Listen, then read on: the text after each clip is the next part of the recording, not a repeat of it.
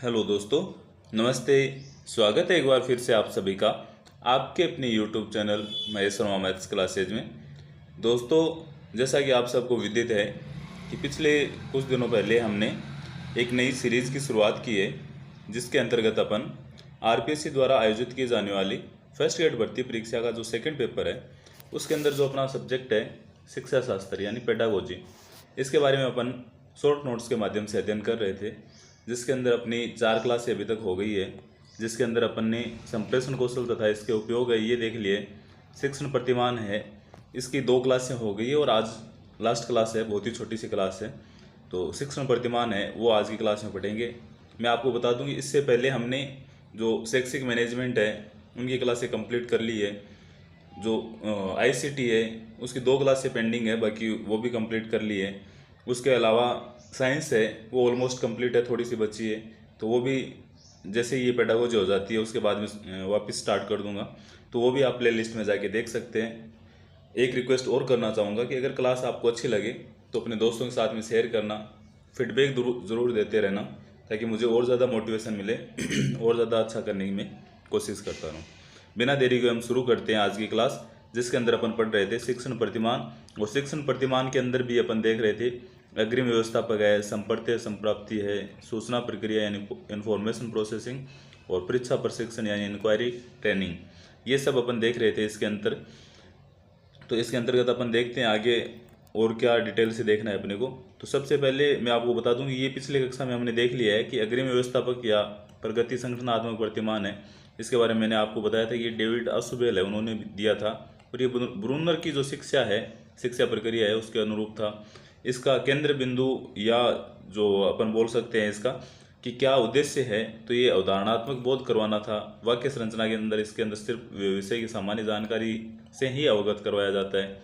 इसकी अगर सामाजिक प्रणाली देखें तो इसके अंतर्गत शिक्षक की भूमिका है वो शोध कर्म मापदंडों एवं परिस्थितियों के नियंत्रण के रूप में होती है। और सहायक प्रणाली के अंदर मैंने आपको बताया था कि इसके अंदर सबसे ज़्यादा व्याख्यान विधि इसका प्रयोग किया जाता है। और इसका अगर उपयोग बोले या प्रयोग बोले इसके अंदर, तो इसके अंदर मुख्य रूप से होता है, और वो भी निबंधात्मक और वस्तुनिष्ठ प्रश्नों के माध्यम से। ये मैंने जो अग्रिम व्यवस्थापक है इसके बारे में आपको बताया था। और मैंने ये भी बताया था कि असुबेल ने 2 प्रमुख सिद्धांत दिए। पहला सिद्धांत तो है वो प्रगतिशील विभेदीकरण का था, और दूसरा है वो पूर्व ज्ञात पाठ्य पुस्तक के आधार पर नए जो विचार है वो संगठित करने के बारे में था।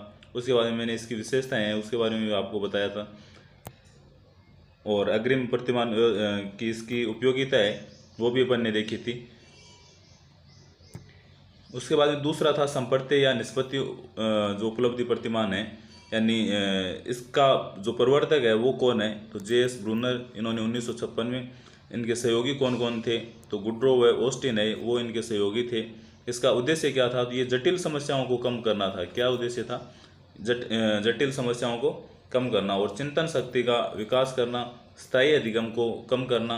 उसके बाद में इसके केंद्र बिंदु के अंदर अपन देखें तो इसमें क्या था कि छात्र ऐसे कौशल का विकास करना जिससे व्यक्ति भाव, वस्तु, घटना आदि का पता लगाने के साथ साथ विभेदीकरण की क्षमता विकसित कर सके।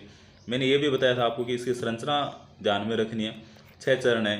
पहला है आंकड़ों का एकत्रीकरण, फिर प्रस्तुतिकरण, फिर व्यूह रचना का विश्लेषण, उसके बाद में अवधारणाओं व उपकरणों को सुनिश्चित करना, फिर अभ्यास, और अंत में क्या होता है उसका उपयोग होता है। ये सब अपन ने देखा था। उसके अलावा मैंने आपको इसके अंदर ये भी बताया था कि तीसरा मॉडल अपन ने देखा था परीक्षा या पूछताछ प्रतिमान है, यानी इंक्वायरी ट्रेनिंग मॉडल है। इसके प्रवर्तक रिचर्ड सचमैन है, इन्होंने 1962 में दिया था। कौन सी यूनिवर्सिटी के अंदर दिया था, तो ये यूनिवर्सिटी है इलिनॉइस।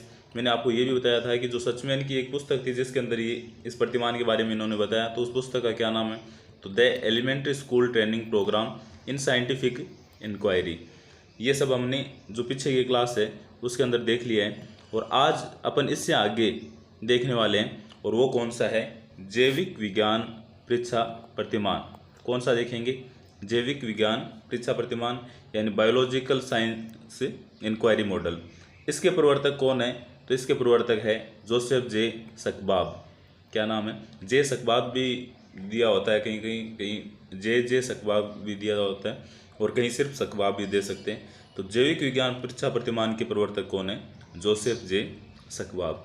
इन्होंने खोज या अनुसंधान या सामाजिक जागरूकता पर बल दिया कि खोज इसका मतलब ही होता है अनुसंधान, और किस पे बल दिया इन्होंने, सामाजिक जागरूकता पर इन्होंने पुरजोर जोर दिया था इन्होंने।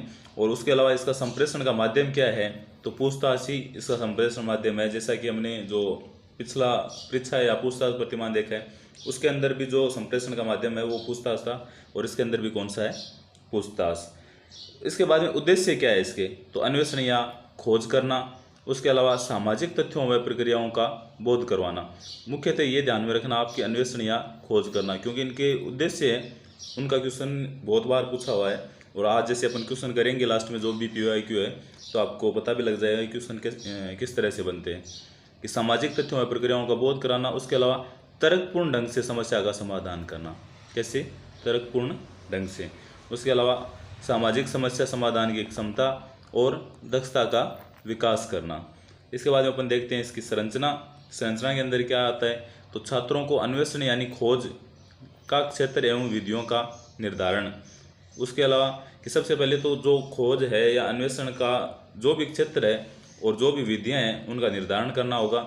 उसके अलावा समस्या के स्वरूप का प्रस्तुतिकरण व आंकड़ों का संकलन, कि जो भी समस्या है उसके स्वरूप का प्रस्तुतिकरण करेंगे और उसके बाद में आंकड़ों का संकलन। उसके अलावा समस्या का चयन करेंगे कि जो समस्या आखिर है क्या, और उसके बाद में उस समस्या के समाधान की खोज की जाएगी। ये इसकी संरचना है। इसके बाद में देखते हैं सामाजिक प्रणाली। इसकी सामाजिक प्रणाली क्या है, तो इसके अंदर सहयोगात्मक वातावरण होता है, क्योंकि खोज या अनुसंधान के माध्यम से अगर कोई समस्या समाधान करते हैं तो समूह के अंदर की जाती है, तो इसका मतलब एक दूसरे का सहयोग किया जाता है। तो कैसी प्रणाली होती है, सहयोगात्मक। छात्रों के प्रयासों को महत्व दिया जाता है, क्योंकि इसमें अनुसंधान करते कौन है, छात्र करते हैं, तो उनके प्रयासों को महत्व दिया जाता है। उनको जैसे पुनर्बलन दिया जाता है, अगर वो अच्छा करते हैं तो उनको तुरंत फीडबैक दिया जाता है कि हाँ और अच्छा करो। तो ये छात्रों के प्रयासों को महत्व दिया जाता है। उन्हें चुनौतियों की परिस्थितियों में रखा जाता है।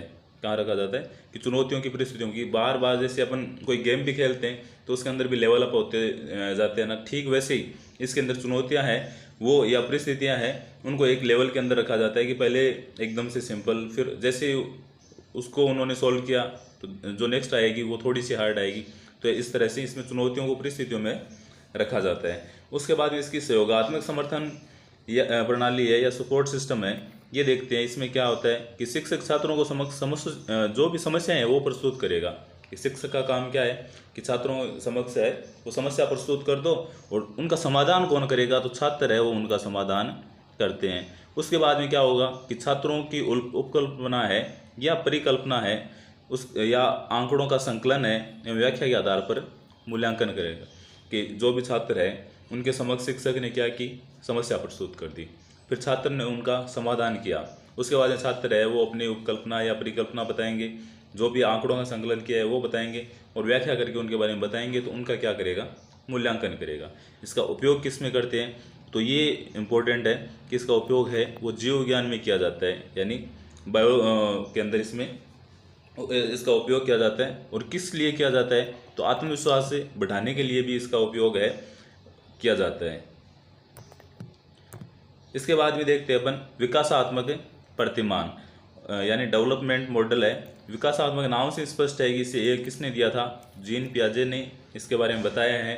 और इसमें किसका महत्व है, तो ज्ञानात्मक विकास है, इस पे बल दिया गया है। इसके अंदर ज्ञानात्मक विकास को महत्व है इसमें बताया गया है। इसका उद्देश्य क्या है, तो छात्रों की तार्किक शक्ति का विकास करना। क्या करना, छात्रों की तार्किक शक्ति का विकास करना विकासात्मक प्रतिमान है, इसका मुख्य उद्देश्य है। इसके बाद संरचना देखते हैं इसमें, तो बालक के सामने समस्या प्रस्तुत की जाती है और आवश्यकता अनुसार उसे सलाह व निर्देश दिए जाते हैं। कि शिक्षक क्या करेगा, बालक के समक्ष कोई भी समस्या है वो प्रस्तुत कर देगा, और उसके बाद में जैसे जैसे आवश्यकता होती है वैसे वैसे उसको सलाह दी जाती है, निर्देश दिए जाते हैं। और समाधान कौन करता है, तो इसके अंदर भी जो भी छात्र है, विद्यार्थी है, वो समाधान करते हैं। सामाजिक प्रणाली क्या होती है, तो शिक्षक सिर्फ प्रारंभ करता होता है, प्रस्तुत करता होता है, और सोल्व करता कौन होगा इसके अंदर, तो जो भी छात्र या विद्यार्थी है वो इसको सोल्व करेंगे, समाधान करेंगे, समाधान करता होंगे। छात्र शिक्षक के मध्य विचारों का आदान प्रदान होता है इसके अंदर, इसका मतलब ये सहयोगात्मक प्रणाली हो गई। सहायक प्रणाली क्या है इसके अंदर, तो बालक में भ्रम पैदा करना तथा निवारण के लिए छात्र को मौका दिया जाता है कि इसके अंदर सब क्या किया जाता है कि बालक के समक्ष कोई भी समस्या प्रस्तुत करती है, उसके बाद में उसमें भ्रम पैदा किया जाता है, तो वो क्या करेगा, उसके निवारण के लिए कोशिश करेगा, तो वो कोशिश करने का छात्र को मौका दिया जाता है उसके निवारण के लिए। उपयोग कहाँ किया जाता है, तो ज्ञानात्मक व सामाजिक विकास के अंदर इस मॉडल का, इस प्रतिमान का उपयोग किया जाता है। उसके बाद में अपना अंतिम जो भी प्रतिमान है वो देखते हैं, तो वो है आगमन शिक्षण प्रतिमान। कौन सा? आगमन शिक्षण प्रतिमान, यानी इंडक्टिव टीचिंग मॉडल है। ये किसने दिया था? तो हिल्दा तबाह है, उन्होंने इसके बारे में बताया है जो आगमन शिक्षण प्रतिमान है। और इसका मुख्य उद्देश्य क्या है, तो छात्रों में चिंतन शक्ति का विकास करना, उसके अलावा छात्र व आंकड़ों के मध्य अंतःक्रिया विकसित करना। ये इंपॉर्टेंट है कि छात्र व आंकड़ों के मध्य अंतःक्रिया विकसित करना इसका मुख्य उद्देश्य है। इसके बाद में इसकी वाक्य संरचना अगर देखें तो सबसे पहले किया जाता है प्रत्ययों का विकास व बोध, और उसके बाद में शिक्षण के नियमों व प्रत्ययों का प्रयोग। कि सबसे तो पहले क्या होगा कि जो भी प्रत्यय है, संप्रत्यय है, उनका विकास व बोध यानी उसके बारे में बताया जाएगा, और उसके बाद में जो भी शिक्षण के नियम है या संप्रत्यय है उनका उपयोग किया जाता है, क्योंकि पहले नियम बता देंगे तो फिर उनका उपयोग है वो आसानी से हो सकता है। उसके बाद में सामाजिक प्रणाली इसकी क्या है, तो इसका आधार है वो परिकल्पना है, यानी परिकल्पना के आधार पे ही इसे आगे बढ़ाया जाता है, और कक्षा का उचित वातावरण होना चाहिए, तभी ये जो आगमन शिक्षण प्रतिमान है वो सही से सफल हो सकता है। उसके बाद में अपन देखें सहायक प्रणाली, कि सहायक प्रणाली क्या है, तो शिक्षक द्वारा आंकड़ों को व्यवस्थित व नियंत्रित करना। इसकी सहायक जो प्रणाली है कि शिक्षक है वो क्या करेगा, आंकड़ों को व्यवस्थित करेगा और नियंत्रित करेगा। उसके बाद में इसका उपयोग किस में किया जाता है, तो जो सामाजिक विषय है उनके अंदर इसका उपयोग किया जाता है आगमन शिक्षण प्रतिमान। अपने को ध्यान में रखना है, आगमन जो शिक्षण प्रतिमान है ये किसने दिया था, तो हिल्दा तबाह ने दिया था। इसका मुख्यतः उद्देश्य क्या है, तो छात्र व आंकड़ों के मध्य अंतःक्रिया स्थापित करना, और इसके बाद में इसका उपयोग किस क्षेत्र में किया जाता है, तो सामाजिक विषय में इसका उपयोग किया जाता है।